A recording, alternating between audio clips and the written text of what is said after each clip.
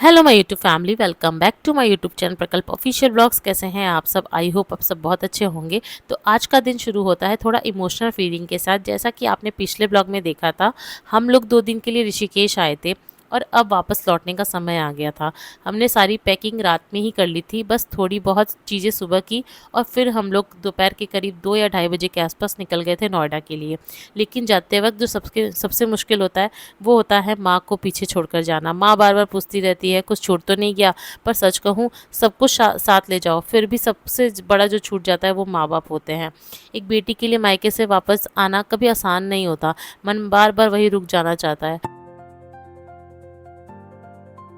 तो यहाँ से हम लोग एग्ज़िट कर रहे थे ऋषिकेश से, और जाते-जाते बेटी इतना रोने लगी थी कि मुझे बार-बार यही बोल रही थी कि नानी के पास जाना है, नानी को भी साथ लेकर चलो, नोएडा उनको साथ लेकर चलो। और उसकी बातें सुनकर दिल और भी भर जा रहा था।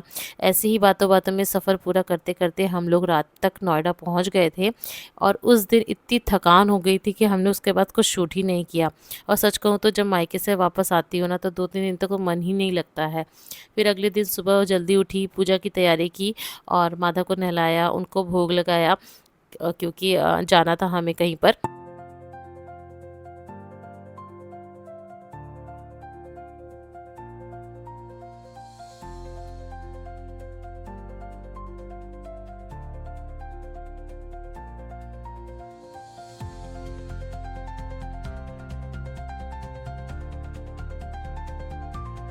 तो यहाँ पूजा करने के बाद मैंने नाश्ता बनाया। काले चने बनाए थे मैंने, जो मुझे बहुत पसंद है, और अक्सर मैं यही बना लेती हूँ कभी नाश्ते में जब मुझे जल्दी जल्दी का रहता है। और उसके बाद फिर मैं रेडी होने लगी थी और अपनी बेटी को भी तैयार कर रही थी, क्योंकि आज हम लोग निकलने वाले थे उसके स्कूल देखने के लिए कि कौन सा स्कूल सही जा रहे रहेगा। हैं आगे का स्कूल पता करने। देखते हैं कौन सा स्कूल समझ आता है, उसी में डलवाएंगे उसको। ठीक है, तो अभी जा रहे हैं। कितने बज रहे अभी?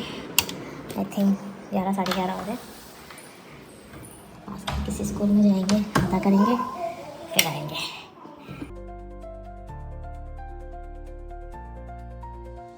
तो हमने यहाँ 2 से 4 स्कूल्स पता कर लिए थे। फिर उसके बाद भी हम लोग नेक्स्ट डे भी गए थे, संडे के दिन भी। तो एक स्कूल खुला हुआ था, बस उसका पता किया हम लोगों ने, एंड फिर घर आ गए थे। सो अभी हम आ गए हैं एंड बहुत सारे स्कूल्स देखे, पीस एंड पॉट्स देखा, पेटल्स देखे, दिखा।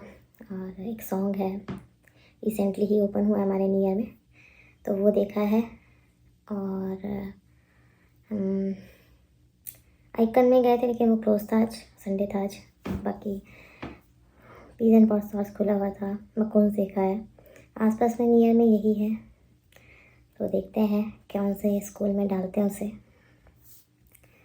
ठीक है, डिसीज़न क्या रहता है। फ़ीस बहुत ज़्यादा है, बहुत ज़्यादा है। हर स्कूल में इतनी ज़्यादा फ़ीस है, नर्सरी है, मतलब प्ले टाइप के स्कूल्स में। तो कैसा डिसीज़न रहता है वो तो हम दोनों मिल के लेंगे। बेटी के लिए जो अच्छा रहेगा वही सोचेंगे, बाकी देखते हैं। उसके बाद मैं लग गई थी नेक्स्ट डे, ये शाम के टाइम का ब्लॉग है, और मैं सफाई में लग गई थी, मतलब मंदिर साफ़ करना था मुझे, क्योंकि नेक्स्ट डे से नवरात्रे स्टार्ट थे।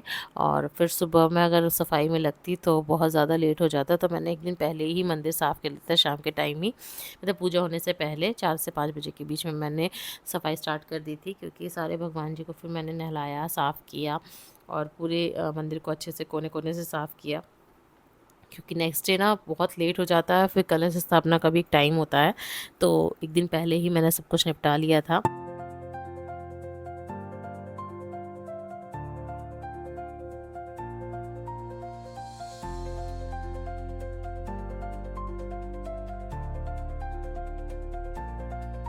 तो यहाँ मंदिर की साफ़ सफाई, भगवान को सबको अच्छे से साफ़ करने के बाद मैं चली गई थी मार्केट, क्योंकि नवरात्रि का जितना भी सामान था वो सारा लेने के लिए।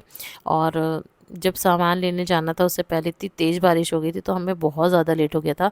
9-10 बजे के आसपास मैं मार्केट निकली थी, और सच में बताऊँ तो अच्छा था कि दुकान खुली हुई थी, तो वहीं से सब कुछ सामान ले लिया था। बाकी जितना भी पहनाने का कपड़ा वगैरह था वो मैं ऋषिकेश से लेकर आ गई थी।